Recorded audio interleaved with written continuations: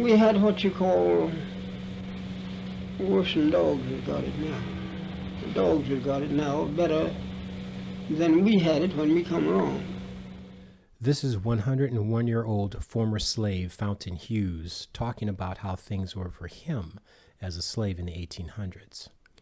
And according to Hughes, things weren't necessarily better after emancipation.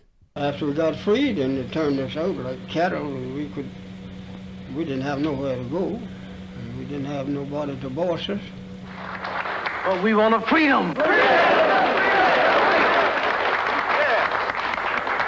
Freedom is sure as an iron fence post. Sir, that can only come by having our own land. Be detrimental to your safety to continue this march, and I'm saying that this is an unlawful assembly. You are to disperse. You are ordered to disperse, go home, or go to your church. This march will not continue. My father was dead, and my mother was living, but she had 3, 4 other little children. She had to put them all to work to help take care of the others. I remember one night I was out after I was free, and I didn't have nowhere to go. I didn't have nowhere to sleep. I didn't know what to do. My brother and I was together. So we knew a man that had a living stable there. And we crept in that yard and got into one of the hacks like an automobile and slept in that hack all night long. So next morning we could get out and go where we belonged. But we were afraid to go at night because we didn't know where to go and didn't know what time to go. Some of you have asked me, why am I posting these recordings? Am I trying to stir up some resentment? No, I'm trying to open a dialogue. We in the United States are still in a civil war. It never really ended because things have never really been talked about. And things will never be made right until we do. Fountain Hughes lived through the first part of the Civil War, and he's telling you we were turned out like cattle. We didn't have any place to go, and we didn't know anything of the real world. Of course, I'm paraphrasing what he said. Mr. Hughes also told us that he and his brother were sent out by their mother to work for plantation owners for $1 a month. This means that his family was never together. Therefore, through my post, I am trying to promote unity through some meaningful conversation. And if you look at some of the comments under some of my other postings on this page, you'll see what I mean. The comments range from "thank you for posting these" to "get over it. It was a long time ago." Clearly, with such a divide in thought, a good many people do not understand the connection between the transatlantic slave trade, the Civil War, Jim Crow, the Civil Rights Movement, and where we are today.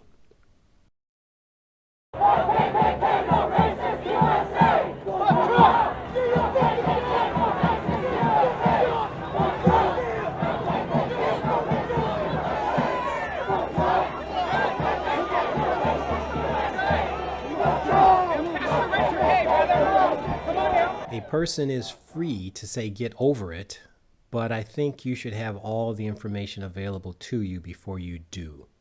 Walk, you know, walk. You be barefooted, cold, but didn't make no difference. You wasn't no more than a dog, some of them in them days.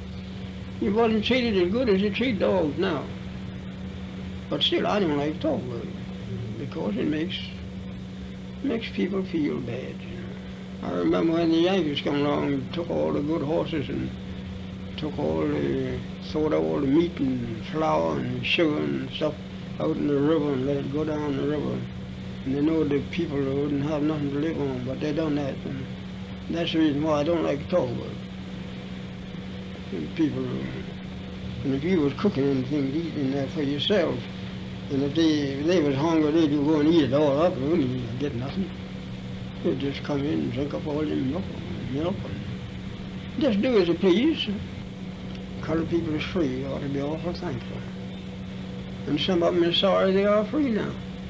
Some of them now would rather be slaves.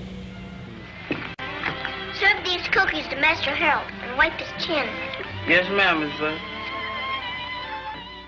She was good to them, and they were good to her. Sort of a master and pet relationship. How would you like to see Uncle Billy dance? All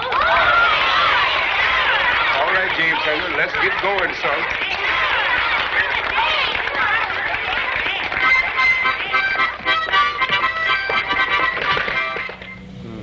Which would you rather be, Uncle Phil? Me? Which I'd rather be? You know what I'd rather do? If I thought, had any idea, that I'd ever be a slave again, I'd take a gun and just end it all right away. Because you're nothing but a dog. You're not a thing but a dog.